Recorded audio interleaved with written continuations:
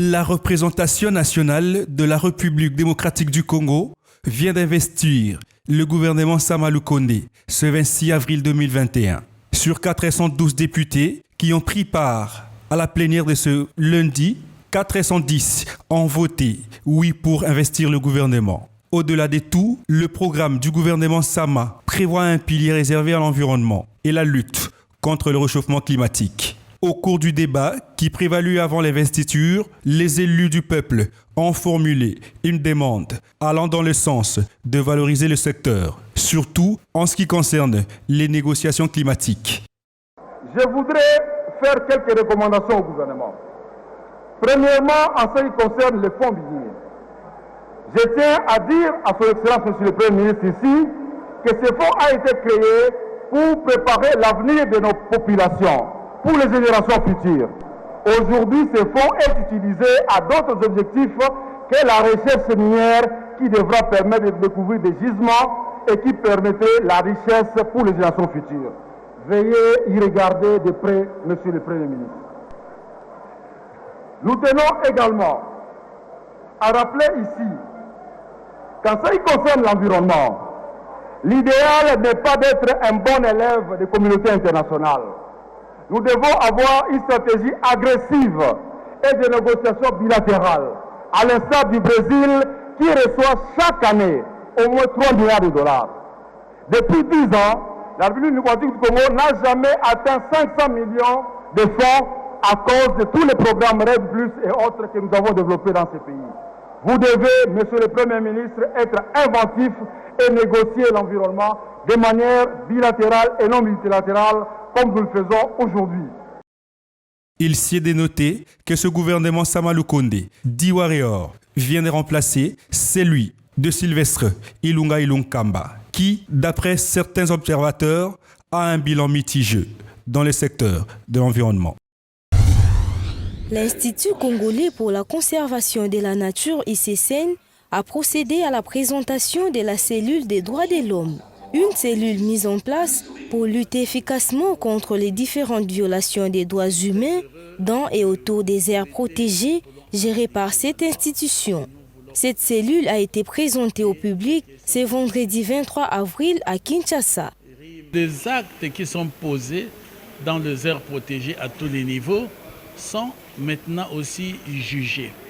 Et pourquoi ça? Parce que de différents peuples, des différentes populations, des différentes couches de population aussi participent à cette préservation. L'ICCN ne pouvait pas rester sans aussi imaginer de mécanismes de lutte contre ces différentes accusations qui des fois sont gratuites. Au sein de l'ICCN, les agents éco-gardes ont été pointés du doigt et accusés de violations des droits de l'homme dans l'exercice de leur travail.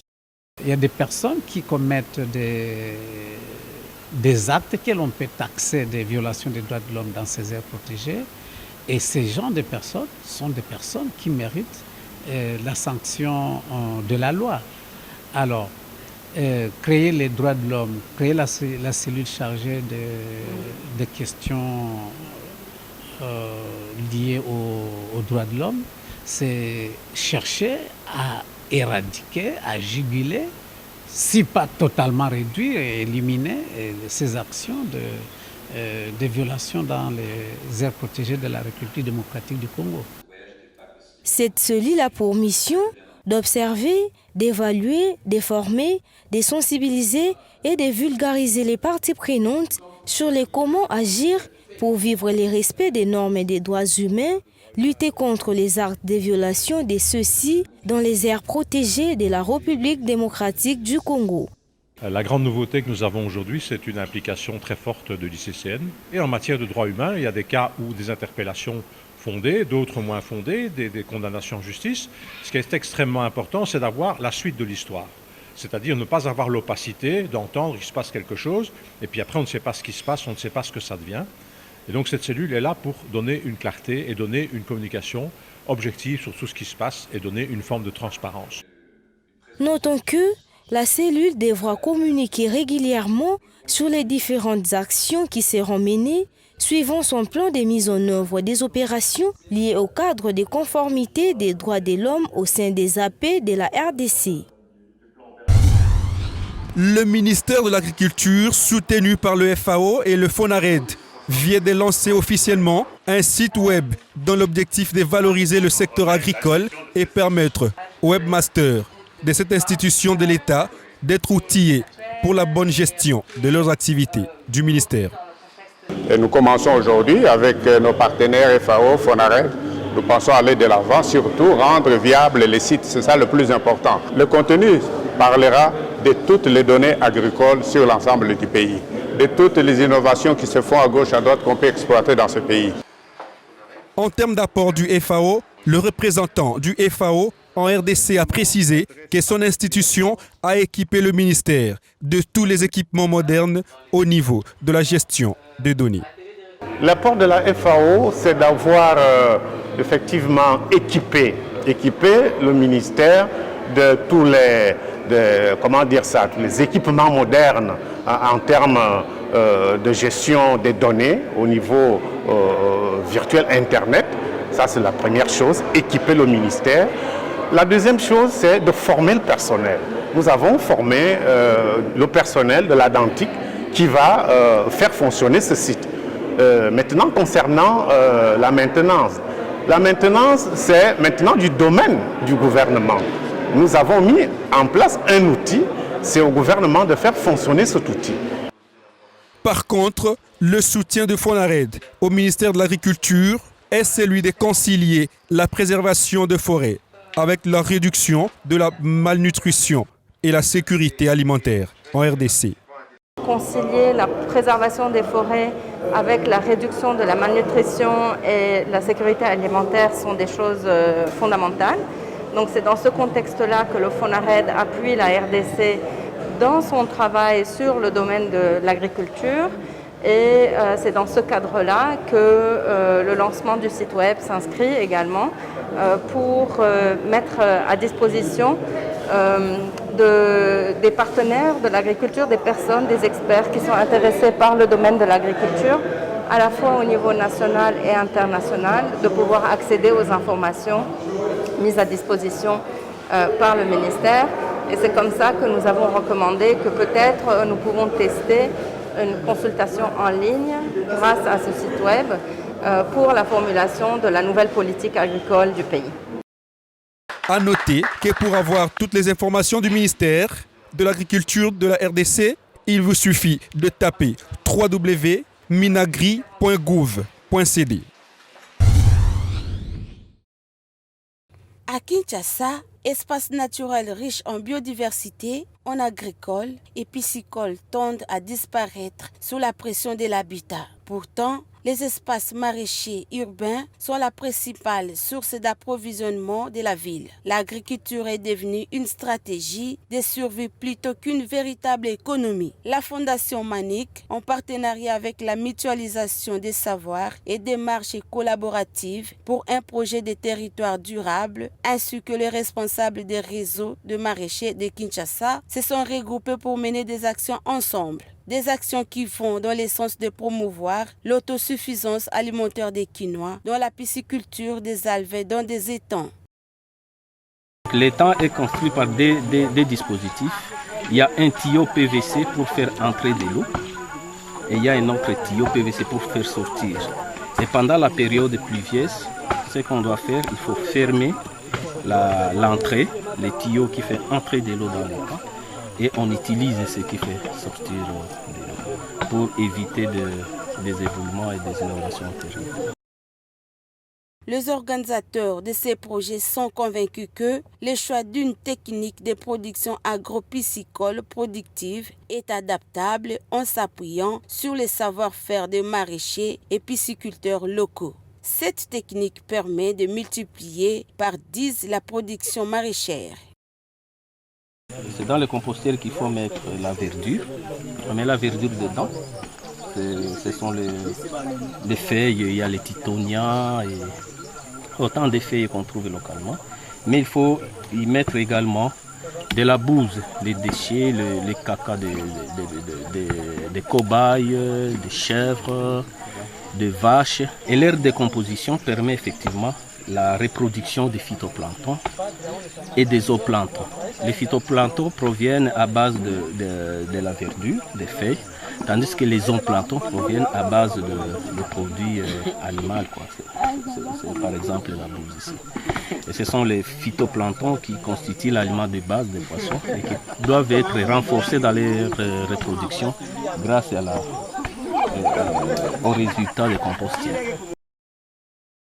La structure a-t-on formé les femmes afin de permettre à celles-ci d'acquérir les savoir-faire. À l'issue de la formation, 1000 maraîchers et pisciculteurs pourront créer ou réhabiliter leurs étangs tout en bénéficiant du soutien logistique de la Fondation.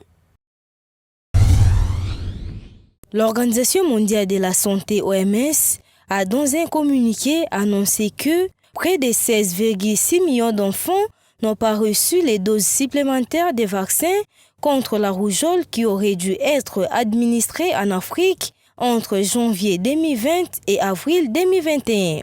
Cette organisation de la santé s'inquiète du fait que la rougeole, une maladie qui aurait dû atteindre un taux de couverture vaccinale anti-rougeole de 95%, soit négligée à ces jours. En croit l'OMS, cette situation est due en grande partie à une faible couverture de la vaccination systématique et au retard dans les activités de vaccination. Les récentes flambées des rougeoles, mais aussi des fièvres jaunes, des choléra et des méningites mettent en lumière les lacunes inquiétantes observées en matière de couverture vaccinale et de surveillance de la vaccination en Afrique. Cette organisation affirmait que 15 pays africains ont différé leur campagne de vaccination contre la rougeole au cours de l'année 2020 afin de concentrer les efforts sur la riposte à la pandémie de Covid-19. 7 de ces pays ont mené à terme leur campagne, mais 8 autres restent à la traîne et sont de ces faits exposés à des risques de flambée de rougeole de grandes ampleurs. En 2019, seulement 7 pays de la région ont atteint un taux de couverture de 95% par les vaccins à valence rougeole. Pour éviter les flambées épidémiques dues à cette maladie, les États membres, les donateurs et partenaires de cette structure célébreront la 11e semaine africaine de vaccination du 24 au 30 avril 2021. Au cours de cette semaine, ils vont réfléchir sur comment mener une campagne annuelle et lancer un appel en faveur de l'accès universel et aux vaccins vitaux et mener une action plus concertée dans le domaine de la vaccination en Afrique.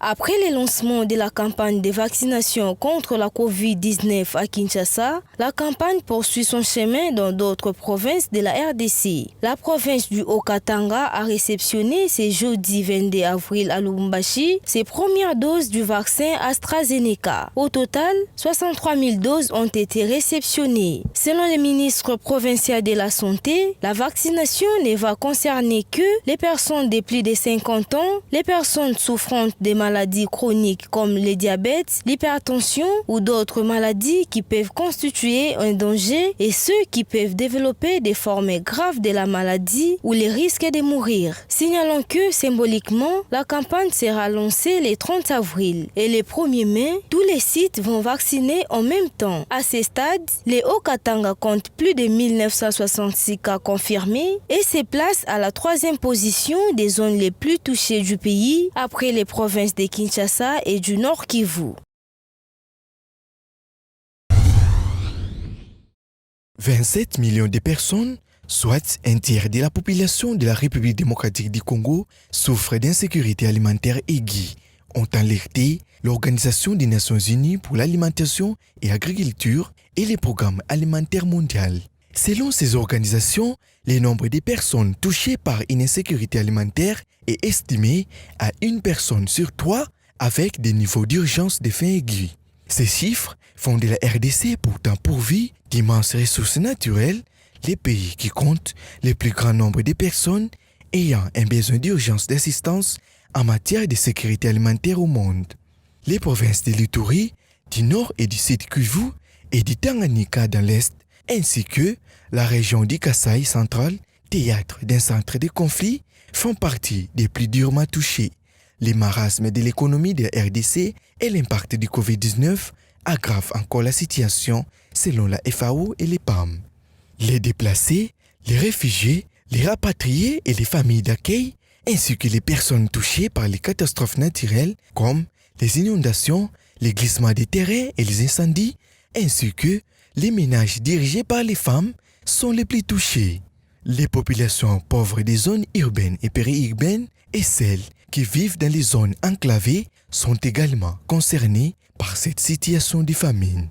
La FAO et les PAM ont appelé à une intervention d'urgence pour intensifier le soutien aux Congolais dans les zones de crise. Les PAM a indiqué avoir besoin de 670 millions de dollars en 2021 pour éviter que des millions de personnes parmi les plus vulnérables ne s'enfoncent encore dans l'insécurité alimentaire.